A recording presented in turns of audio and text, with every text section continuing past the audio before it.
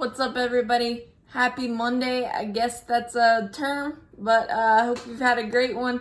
It's time to delve deep in the Braves 56 roster player pool. There's still 4 spots open. It's a fluid situation given that players have the option to opt out due to family and health concerns, and that is definitely their prerogative.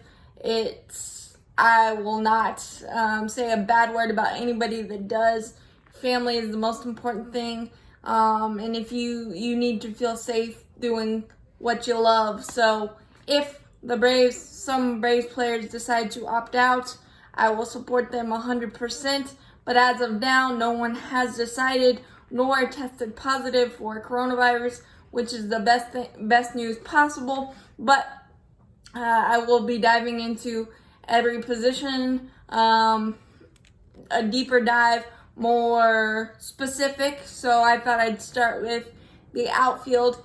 Given that the DH is now in play, it kind of fixes the logjam that we would have had in regular circumstances, because it puts Ender Inciarte at the bottom of the lineup as a speedster, aka second leadoff hitter, and he's just a fantastic defender. 2/3 of the earth is covered by water, 1/3 covered by Ender. I use that a lot, but it's true.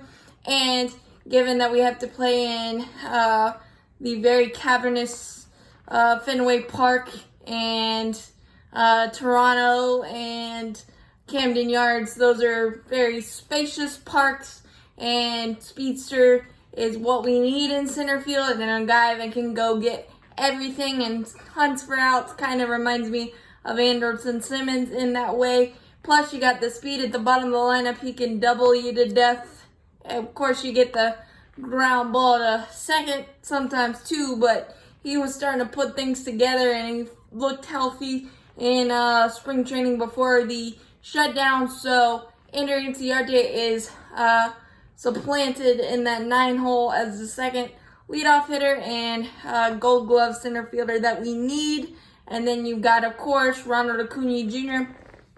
He will be leading off, and in right field to use his arm talent to the best that we can. But he can also play center field. We've seen him rob homers as well. So again, the versatility and depth that we have on our roster, it just comes in waves in every section of our roster. Ronald Acuna Jr., I have a prediction of he'll do a 25-25 season in a 60-game season if we get it all in. That is my prediction for Ronald Acuna Jr. He has continued to work out and definitely worked out on those bat flips as well. So I'm just can't wait to see Ronald's energy back on the field, hustling, speed, leading off the table setter that he is.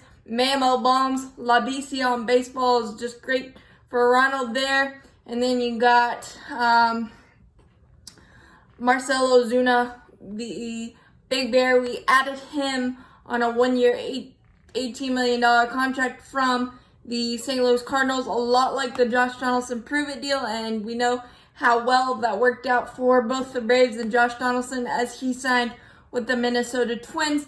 But I'm expecting big things from Marcell Ozuna. He will primarily be the DH because of his shoulder injury that hampered his 2019 season, limited him to 130 games, but he still amassed 29 homers and 89 RBIs, and you cut that for 60 games, it's still very, very profitable as a cleanup hitter. And his most valuable asset is it keeps opponents from being able to match up with the 3-batter limit. You've got Ronald at the top, right-handed, Ozzie switch second, Freddie third, left-handed, and then you got Marcell Ozuna right-handed. So that should open up some better pitches for Freddie Freeman because he's got that great protection of Marcell Ozuna.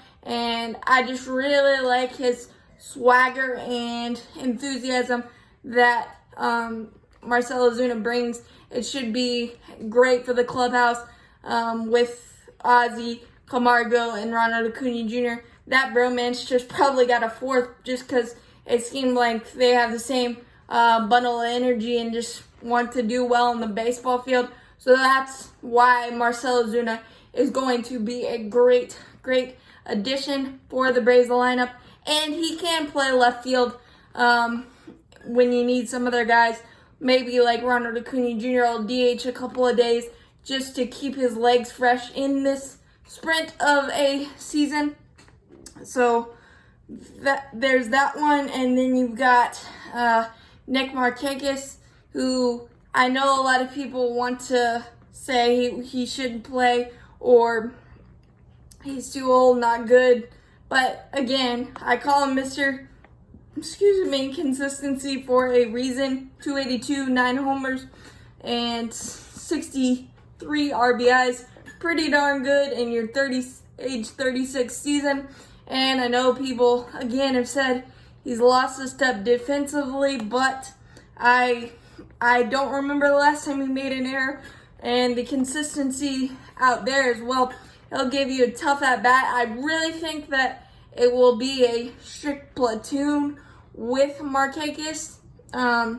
Again, he'll play more against righties where he excelled there, 288 last year. And Adam Duvall will play against the tough lefties where he hit 333. But with Marcell Ozuna being the DH and Nick Markakis' experience in those AL East ballparks, Camden Yards, where he spent a decade of his career, and then you got the pesky pole and the weird cavernousness of Fenway Park and Yankee Stadium, even though that's a new Yankee Stadium, the dimensions are the same. And then Toronto with the turf and all that stuff. So that experience will go a long way for the Braves with Nick Markakis. Great against righties and will just give you a professional at bat as long as he's at the bottom tier of the lineup. 6'7" for me likely. So that we got that for Nick Markakis. Next, Adam Duvall. Again, I think with Nick Markakis primarily gonna take left field, you'll see Adam Duvall against lefties in left field because he hit 333, and that's a valuable asset when you're facing guys like Patrick Corbin, Hyun-Jin Ryu, and James Paxton from the Yankees.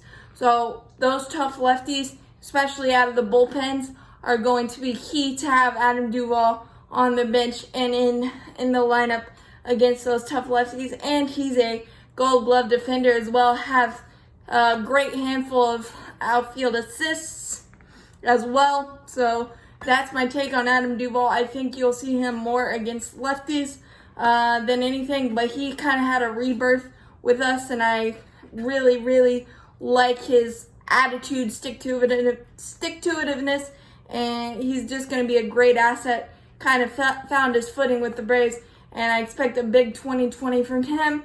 And then you've got the two blue chip youngsters with Christian Pache and Drew Waters. Now, don't get all excited. They are great assets to have, but the main reason they are on the roster is to make sure that they continue to develop. Because if you're not on the 60-man roster, you can't work out with the team or develop, because they want to keep the bubble as safe as humanly possible.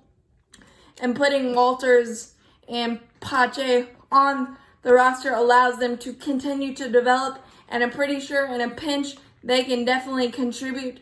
I think Waters is needs a little more seasoning with the strikeout bug. He was striking out at an alarming clip this spring training, but when he gets fully developed, he's going to be great. And Christian Pache could already probably be a great defensive replacement and defender as a whole. He had 9 triples last year. Got great speed. Both he and Walters do. So it's important to keep these guys developing.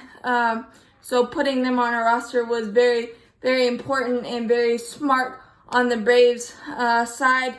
Now, do I think that they will make a cup of coffee appearance for 2020? I wouldn't put anything past it, and I actually would be excited for that. But I think their development means more right now, and I see them prominent in the 2021 roster outlook for starting the 2021 season. But these are 2 blue chip guys, and they are a luxury to have just in case something goes crazy with this COVID stuff. So I'm really, really excited to see this outfield. And with the DH, it kind of unclogs the situation, as it were. But there's a lot of quality talent, and I'm super, super excited to see that. So as always, go Braves. What you think?